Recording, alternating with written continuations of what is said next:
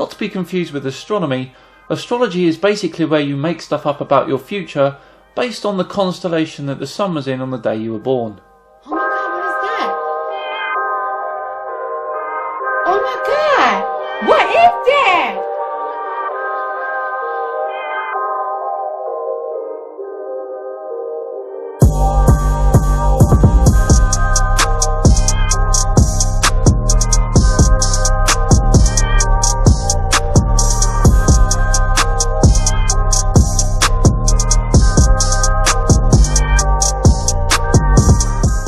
I'm going to push play. Thumbs up if you can hear. If you can't, please do let me know.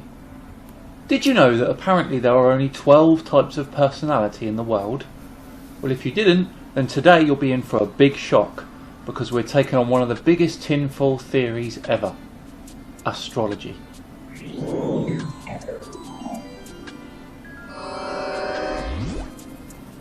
Hello everyone and welcome to another episode of Tinfoil Tuesday with me, Simon Dan. Yes, if there is one conspiracy that is tolerated more than any other by the general public, it is astrology. Not to be confused with astronomy, astrology is basically where you make stuff up about your future based on the constellation that the sun was in on the day you were born. There are actually relatively famous people that do this for a living, and I'm here today to tell you that not only is it complete gibberish, but the whole concept was completely wrong from the very beginning. I thought it would be a good idea to take a look at one of YouTube's biggest astrologers. So when I saw a video from a Rousseau about how to be successful by using astrology, I simply had to take a look. But before we take a look at Kelly's video, we're going to bust the whole of astrology wide open. The constellations were first devised over 2,000 years ago, and when it comes to the 12 signs of the zodiac, since that time there appears to be a slight problem. So the way that astrology works is your star sign is yours because the sun was in that constellation on the day of your birth. So I was born on November the 19th, which makes me a Scorpio. Or does it? You see, the Earth is subject to a phenomenon called precession, which basically means that over tens of thousands of years, the Earth wobbles slightly on its axis. Now what that means is that the stars do appear to change positions very slightly over time, and in the 2,000 years since the constellations were devised, yep, you've guessed it, they have moved slightly and now appear in different positions than they used to. So what does that mean for your star sign? Well, using this piece of software, which allows me to go back in time, we can see that on the day of my birth, the sun was in Libra. What this means is that the sun was actually in the constellation next door to the one you think is your star sign.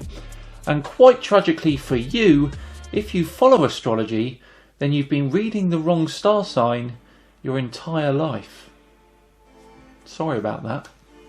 Okay, now that we've completely ruined astrology's credibility, I'm ready for my lesson with Kelly. Okay, before I even went any further with that, he thinks that he is under the impression that he has completely ruined astrology. We've been watching that video for 2 minutes and 37 seconds. And this person, I don't know how much time he took to prepare his video, but I'm going to assume it's shorter than everyone here's experience with, practice of, and study of astrology. I'm just going to make that assumption and assume I'm correct. But in 2 minutes and 37 seconds, someone thinks they have debunked astrology. So let me go back here and continue.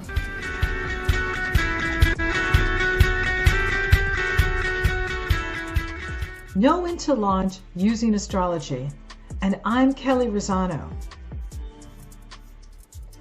Why I like to launch after a new moon.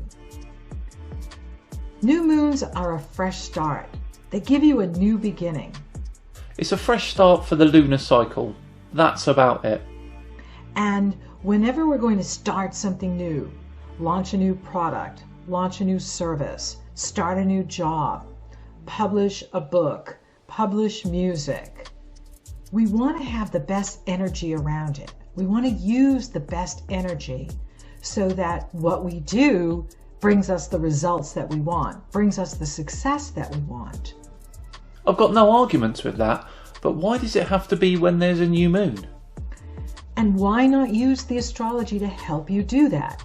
Now, that's not to say that there are not people launching successful projects, publishing successfully who don't use astrology. So what you're saying is it doesn't really matter. Okay. But those of you that do follow me, you do use astrology. So let's use astrology to help you grow your business, publish your online course, and make you more successful. But you just said it doesn't really matter. It's all sounding a bit wishy-washy at the moment. New moons are the best time to launch something new. Now here's what a new moon looks like. You can't see it. Great joke. So funny. And so that's why I don't recommend launching on the day of a new moon. I like to give it 24 hours, 48 hours, or longer. Well, that's not the new moon anymore, is it? Come on, Kelly. You're really not helping here. You want to wait until the moon is starting to show its crescent, when it's starting to show its light. Because on the new moon, it's like being in the womb. You can't see the new birth. You can't see the new project, the new growth. What? In the womb? Right. You need to wait until there's light, the beginning. And that comes hours after the new moon, days after the new moon. You begin to see, we're on a new moon. But it's because you've waited. Oh, bloody hell. So I love new moons to launch something new because you're using the energy to propel you forward. You're using the energy to empower you to start something new and be successful. Okay, so I need to use the energy from a kind of new moon that may or may not make a difference to my project to empower me to start something new that might or might not work. Okay. I think. So new moons go hand in hand with a new launch, a new beginning, a fresh start. Now here's an example of what a new moon looks like in an astrology chart. And this is an incredibly powerful new moon that happens to also be a solar eclipse. We will be experiencing this in January. It will be the first eclipse in 2019.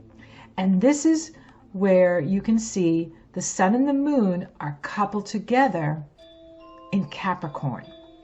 That's a bit greedy of Capricorn, isn't it? That's what astrologers look at. That's what we study. We study charts because it has endless information in here. So when I'm not looking at the screen, when I do the monthly astrology or a new moon report or a full moon report or even the year ahead, I'm getting ready to do 2019, 2020. I'm looking at charts.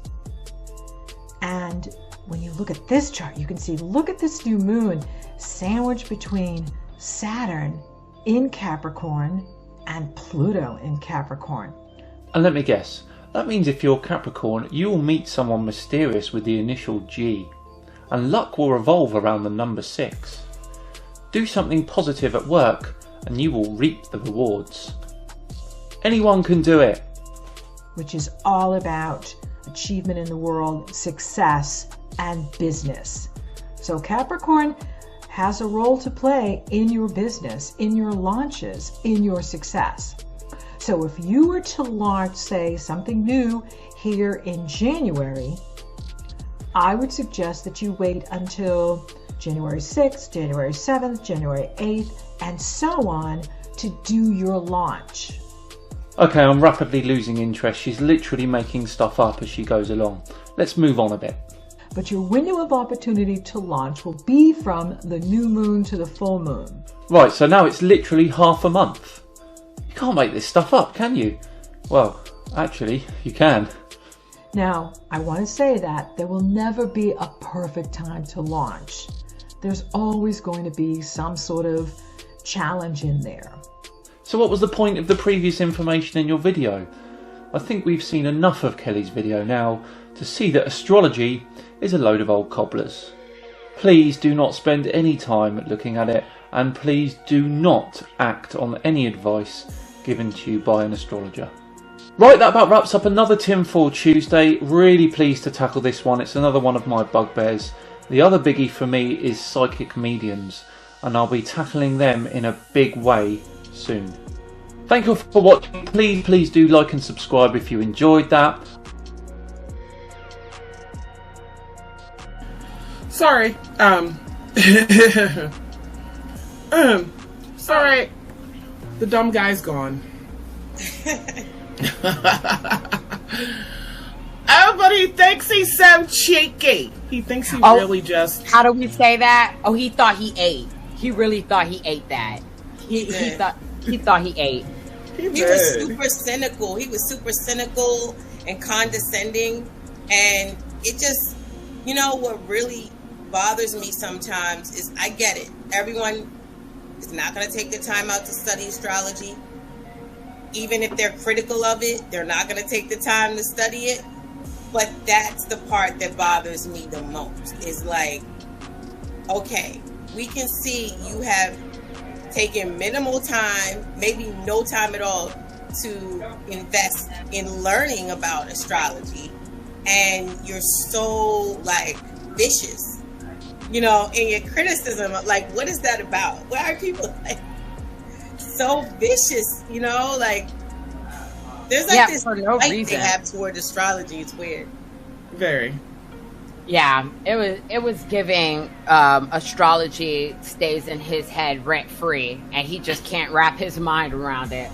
First of all, he believes, and this goes into the fact that he doesn't study astrology, that we don't know what the precession is. Exactly. Oh my God, we completely don't know what that is. And then you believe, and then we're not looking at constellations, we're looking at 30-degree sectors in the sky. Like, you don't, oh yeah, you know so much about precessions? Tell me how many degrees it moves in how many years. Beth, I want to know if now you got to go look that up. You know what I mean? Yep. Like, because you didn't give that information at all. So to assume that we separate astronomy from astrology is one of the biggest follies. If you're doing astrology, you're doing astronomy. They are not separate. They once weren't separate. They became separate. But that doesn't mean astrologers today that are truly practicing this art have separated it. You can't do it without the ephemeris. We need astronomy. The other thing is that he says, there's a couple of things here. One, he chose an astrologer. I was trying not to. He chose, and I say respectfully, with all due respect, he could have chosen a better one. Yeah, because she did go back over. She didn't make her own advice very convincing. You know what I mean? And she did kind of backtrack on what she was saying, which is a problem that I see in astrologers that are afraid of people like him. They want to try to cover all angles for everyone. You know, they want to say, well, you know, it's a good day to launch, but there's no perfect day to launch. Just, does this blanket everyone? You know, instead of just staying steadfast in what you know and what you've studied, and being practical and realistic. This does not apply to everyone. This depends on your own natal makeup. This also depends on progressions, which he never mentioned. He doesn't know about them. Right, or any type of other form that dwads and Egyptian terms, or any other method that's used in astrology, from even Vedic to tropical to using Gemini, which is a mix of tropical and sidereal nakshatras. Of none of these things that he mentioned to debunk it did he mention its actual function. So he says that the new moon's supposed to help me with new projects and all this other stuff. How's that supposed to work? So it's just the new moon. Why the new moon? Well, first of all, have you ever heard of the Farmer's Almanac? which is nothing but a book of moon cycles to tell farmers when to plant. Amen. That, you know what? That is exactly what I try to explain to people, even if astrology is this foreign concept that they can't wrap their brains around. I say, okay, let's take animals, for example, who don't have the so-called intellectual capacity that humans have. They know when to spawn, when to mate. Their cycles align with the cycles of the moon.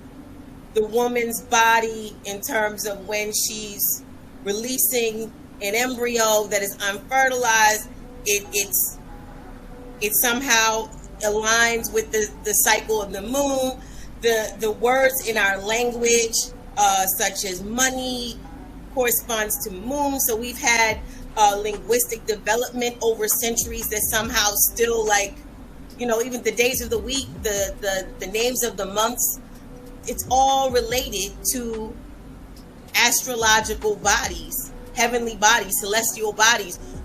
At some point through world culture, history, civilizations, like throughout the years, throughout the centuries, there were relationships between life, language, culture, biological processes that all somehow link back to astrological events, right? Like to natural occurrences that happen with these celestial bodies, which means that, because I always say astrology is for people who pay attention. I always say that because at some point somebody made a note, an observation, and they passed that information down for hundreds and hundreds of years. That's all it is. They watched and said, well, the crops seem to grow better at this time of the year versus that time of the year. And they passed that information along, you know, and that became astrology, like watching the happenings in the heavens and how it was impacting on an energetic level, how it was impacting what was unfolding in life amongst people and plants and animals. So I always say, like, if a person never wants to grab an astrology book, never even has an interest in studying astrology, how can you justify the interdependent relationship between the activity of the celestial bodies, whether it be the moon, you know, they make you pay your bills every 28 days, right? That somehow mimics the activity of the moon, the cycle of the moon. So how are we deciding how we're going to function as a civilization, as a society, how we're going to structure these schedules and these processes in our body? And it's all based on activity of celestial heavenly bodies. Like, does that like, you know, when people want to debunk astrology, like put astrology aside, how do they justify that? Do we not have Wednesday or Tuesday or Monday because of where the names came from? Do we just say that those things aren't valid either because they have some significance astrologically and are actually named off of things that are very important astrologically? Right. This whole thing sucked. And a lot of our scientific and medical breakthroughs came through physicians and psychologists being astrologers. You know, there was something else that he said. He said, why do you have to start on a new moon? And I was like, first thought I came was like, well, why not? Why not launch on a full? But what you're saying is, you're like, oh, it doesn't matter then if you start on a new moon or you don't. So, you know, knowing astrology means nothing.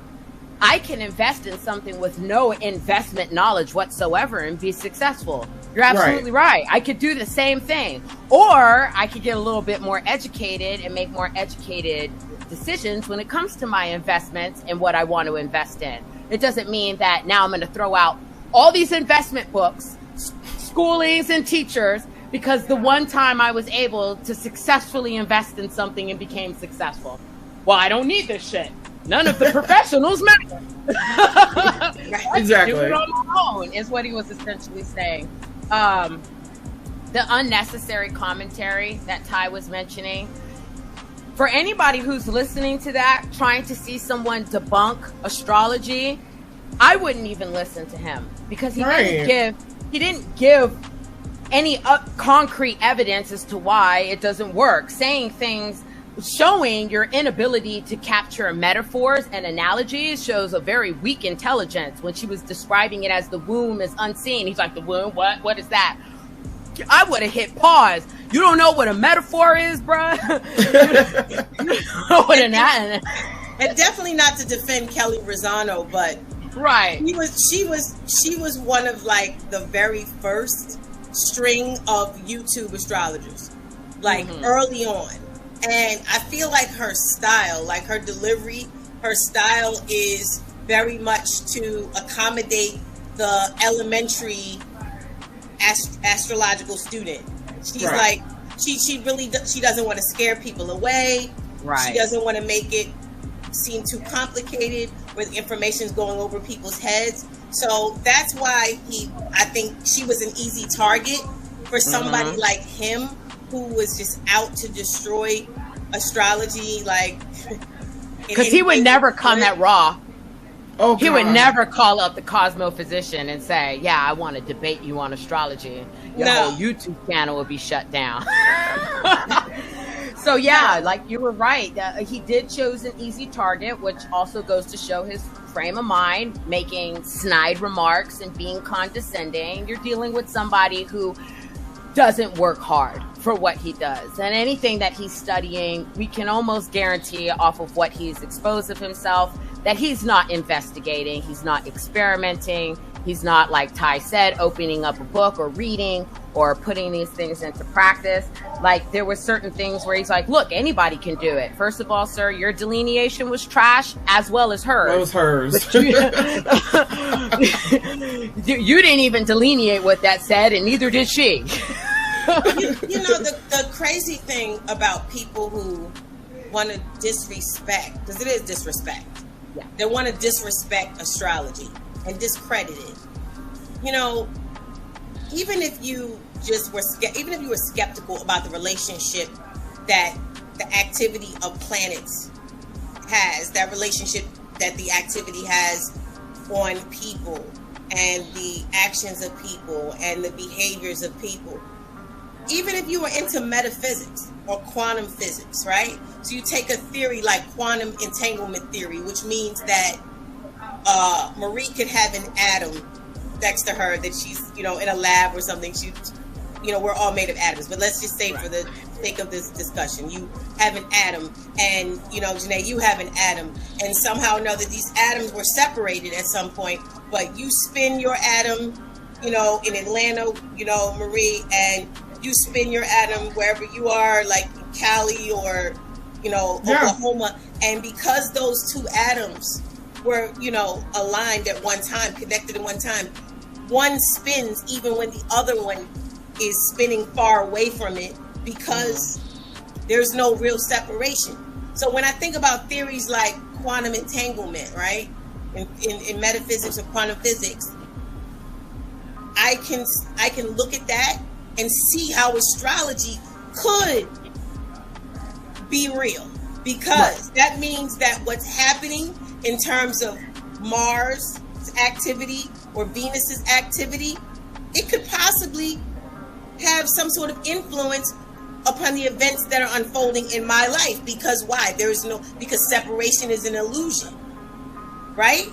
So if it's true for atoms, like the quantum entanglement theory in quantum physics or something, like, twins. One twin burns their hand. This actually happened. One twin burns their hand on a stove. The other twin is 3,000 miles away, feels the pain. You've heard the stories like this, right?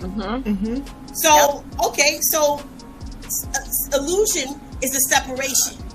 So that means what happens on Saturn every 28 years, and it just so happens every 28 years people have major life-changing events that either put them right at the precipice of life and death. Like, this is just a coincidence, or are we all impacted by the energy and the activity of other things in the universe, because we're not separate? Right. We're supposed to be stardust, right? If I'm stardust and I'm made up of the same things as the cosmos, at one point, if we're going to go into Big Bang Theory or whatever, all of us belong to a part of that, so it would tie in. I'm sorry, go ahead, Marie.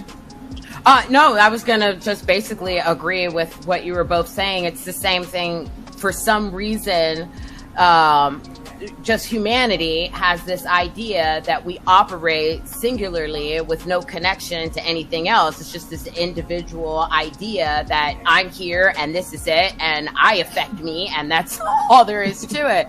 But then I look at planets like Jupiter, which is, so many hundreds of millions of miles away, makes the sun wobble.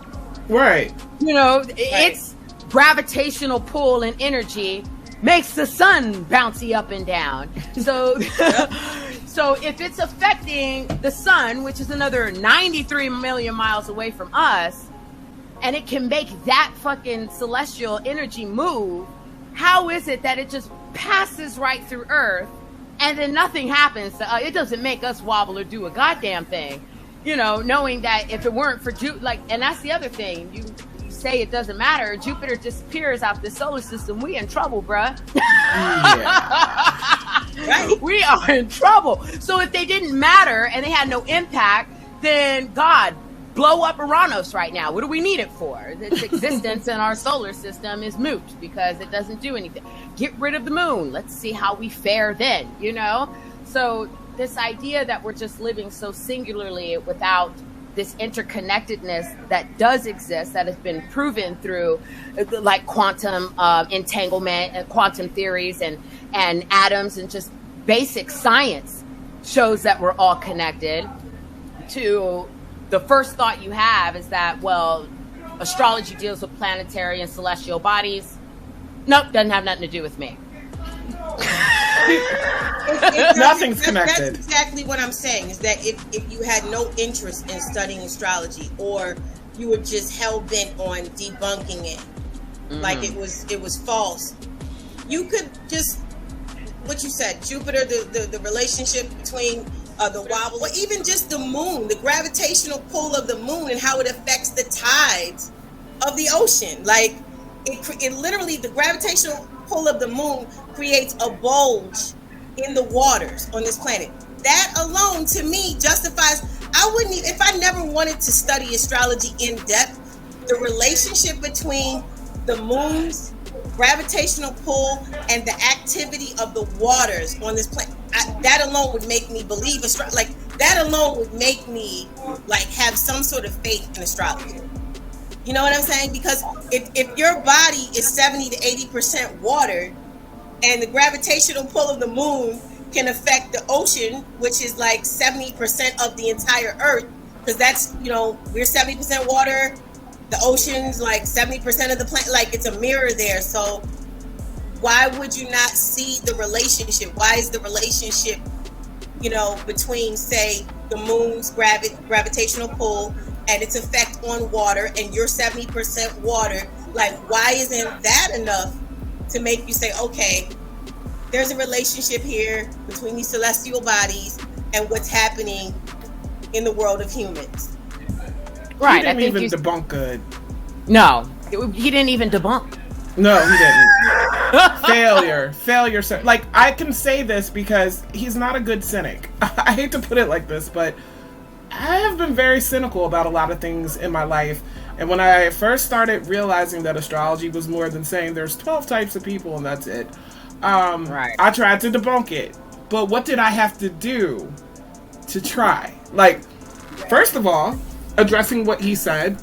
And there was a Netflix special that kind of did the same thing at the very beginning, even though they went a little deeper into trying to debunk it while still missing very obvious things. Number one, acting like astrologers don't know about the precessions, not understanding there are different types of astrology, and if you do Western tropical astrology, that doesn't matter. It's actually based on the sun's ecliptic and the apparent path that it takes up into the Tropic of Cancer, down into the Tropic of Capricorn, So he doesn't realize that. He doesn't understand any parts of it and acts like we don't know. We're dedicating our life to this, but we don't know. I know I have a Star Walk app. Has anybody ever seen Star Walk before? It's pretty cool. Yeah, I have the app he shows. I use the app that he showed in his video. Solarium or something. Yeah. I have it. I've been obsessed with the stars since I was a little kid, but because I understand that I am a Western tropical astrologer, I understand that when I use that app and walk around outside looking a little crazy. I remember I almost walked into someone one time, so fascinated, just so it could show me where stuff was. But if I didn't have that knowledge, I'd be stupid enough to listen to him. Whereas it's like, you, dude, and I wanted to mention that video got 372,186 views. Well, see, here's my thing. All right, so 100% of the elements in the human body, right, came from supernovas. This is a fact. Like the elements in the periodic table, you know how people go, oh, my doctor said I need magnesium in my body. Like that's an element, you know what I mean? Like that literally came from the explosion of various stars. Right. So if we've already agreed that is a fact.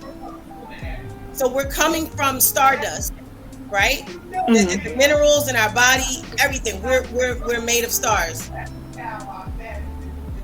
How is it that, if that's true, how is it astrology could ever be false? If literally the minerals floating through your bloodstream right now came from the explosion of a star, you have a direct relationship to stars. Yes. So if you have a direct relationship to stars, then what the stars are doing is having some sort of impact upon what you're doing, and vice versa, because the stars don't compel, they impel, right? So it's an interdependent relationship. He doesn't want to believe that at all. It's a correlation. Does that make sense, guys? Like, yeah, there's a correlation that I wouldn't think that there wouldn't be. Like, I don't care what anybody says. If you're allergic to peanuts, I can't give you something with some form of, even though it's not a peanut, I can't give you something derivative of it. You know, that is going to personally impact you. It's just simple things like that in some of this so-called debunkery. You guys pointed out really good things about the fact that it wasn't even done well. He was snide, a bit cocky, and annoying. And 372,000 people sat through that. It got 16,000 likes, 1.3 thousand dislikes. I didn't even go through the comments and stuff. Oh, God, you give yourself a headache. Yeah, I knew I was going to be annoyed. But the reason that I showed that in particular, too, to go back to Tiye's point about no shade to the astrologer that he showed. I mean, she does her thing, I guess. But he would not be able to come on and do that with any of the people that I look up to. It just would not happen. It was unfortunate, but then this brings up something really important that I wanted us to discuss, which is, how does someone know whether or not the astrologer they're listening to isn't just making stuff up? Isn't just pulling stuff out of their ass? And what I would say is you have to become astrologically literate to even be able to get the sense that someone knows what they're talking about or doesn't, right? Would you guys agree? You'd have to have some kind of, I mean, it's just like this. How do you know someone speaking to you in Arabic isn't cussing you out?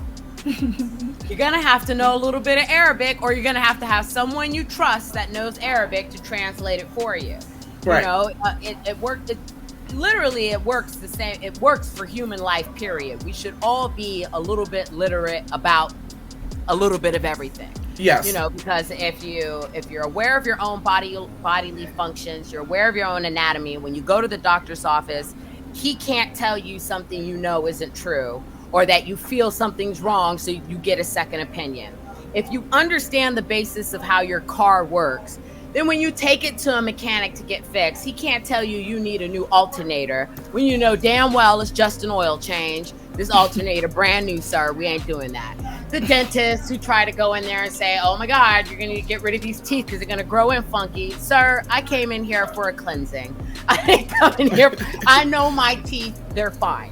You know, so in order really to truly know if an astrologer is being authentic and genuine, you do have to either find someone you trust, I get messages, I'm sure you guys do too. Hey, did you see what this person said? Is that real? Yeah, right? we get that. We get that a lot.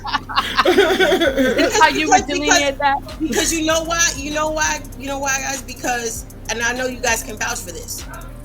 It'll be like, there's a new moon in Sagittarius, perfect time to manifest miracles. There's a full moon in Scorpio, time to manifest miracles. There's a quarter moon in Aries, time to manifest miracles. Like every meme is like, go manifest miracles. And I'm like, it doesn't matter what the transit is. And I'm like, dude, I think to myself, are the other astrologers seeing this repetitious theme of like, okay, time to exploit people's desire to have more money and better sex. It's a new moon and whatever, full moon and whatever. Let's tell them go manifest miracles. That's like the best way. Manifest miracles, manifest everything. You know the other one? Tiye Knows actually did a skit about this where every time there was a new transit, she said, it's time for you to let go of what no longer serves you. Like, right. It was over and over and over again. It's time to, Mercury's in Pisces, time to let go of what no longer serves you. Mercury's in Sagittarius, let go of what no longer serves you. Exactly. You're constantly releasing all the time, no matter what the new moon. Just release. You shouldn't have anything. You shouldn't own anything. You should release everything. Basically.